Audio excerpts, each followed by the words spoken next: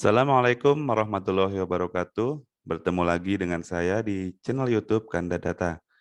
Kali ini kita akan membahas mengenai uji hipotesis pengaruh variabel bebas terhadap variabel terikat. Jadi uji hipotesis ini sangat penting ketika kita melakukan analisis data menggunakan regresi linear, baik regresi linear sederhana maupun regresi linear berganda.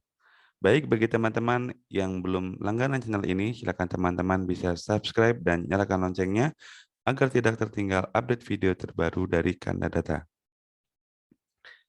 Untuk memudahkan, di sini ada sebuah contoh kasus yang pertama, yaitu mengenai pengaruh harga jual terhadap penjualan roti. Di sini ada data, ada variabel penjualan roti dan harga jual. Di mana di sini harga jual yang diduga berpengaruh terhadap penjualan roti. Sehingga harga jual ini merupakan variabel independen dan penjualan roti merupakan variabel dependen atau variabel yang dipengaruhi. Jadi harga jual mempengaruhi penjualan roti. Di sebelah kanan di sini adalah hasil output analisis. Di sini menggunakan stata ya. Dan untuk hipotesis di sini ada H0 ada H1 ya. Kalau untuk hipotesis ini untuk memudahkan di sini misalkan H0-nya tidak ada pengaruh harga jual terhadap penjualan roti atau harga jual tidak mempengaruhi penjualan roti. Hipotesis H1 atau hipotesis alternatifnya, harga jual berpengaruh terhadap penjualan roti ya atau berpengaruh nyata terhadap penjualan roti ya. Itu nanti silakan gunakan cara-cara penulisan hipotesis yang tepat. Dan bagaimana kita bisa mengetahui apakah pengaruh harga jual terhadap penjualan roti itu signifikan atau tidak dalam untuk keperluan uji hipotesis? Kita bisa melihat dari nilai T hitungnya. Kalau di data ini kita lihat nilai T hitung dari variabel X. Variabel X ini adalah variabel harga jual. Ini adalah min 6,60. Ya, min 6,60. Untuk pengambilan kesimpulannya, karena kita menggunakan alat aplikasi pengolah data, kita bisa melihat dari probabilitas signifikansi alfanya ya, tingkat kesalahannya, bahwa di sini nilainya adalah 0,0000. Artinya ini adalah nilainya lebih kecil dari 5%.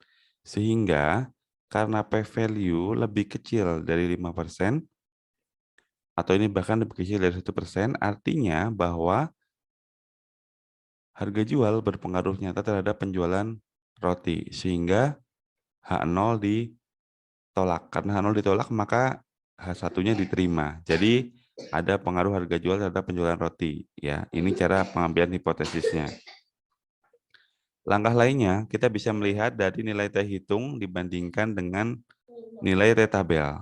Ya, hasilnya pasti akan sama. Karena kita menggunakan aplikasi pengolah data, kita gunakan saja dari p-value. Ini akan lebih mudah bagi kita.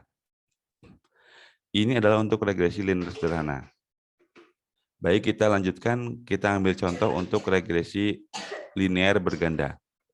Jadi di sini regresi linear berganda ini ciri khasnya adalah bahwa terdapat dua atau lebih variabel independen. Jadi variabel independennya ini adalah yang mempengaruhi variabel dependen. Pupuk kimia dan luas lahan ini diduga mempengaruhi produksi padi. Karena regresi linear berganda, kita bisa membaginya dalam hipotesis ini pengaruh secara simultan atau bersama-sama antara pupuk kimia dan luas lahan, dan ada juga secara parsial. Pupuk kimia terhadap produksi padi secara parsial dengan anggapan yang lain adalah sama atau ceteris paribus atau tidak ada perubahan. Kemudian luas lahan terhadap produksi padi bagaimana pengaruhnya. Lagi-lagi sama, ini kita melihat dari nilai T hitungnya ya untuk secara parsial ya. Kita ini sebelah kanan ini adalah hasil output SPSS. Kita lihat di sini untuk nilai T hitung pupuk kimia ini adalah 4,245. Kemudian luas lahan adalah 2,452. Kita lihat dari signifikansinya untuk pupuk kimia adalah 0,001. Ini artinya lebih kecil dari 5% ya. Misalkan kita menetapkan signifikansi alfa dalam penelitian kita adalah 5%. Jadi lebih kecil dari 5%, artinya bahwa pupuk kimia ini berpengaruh nyata secara parsial ya terhadap produksi padi.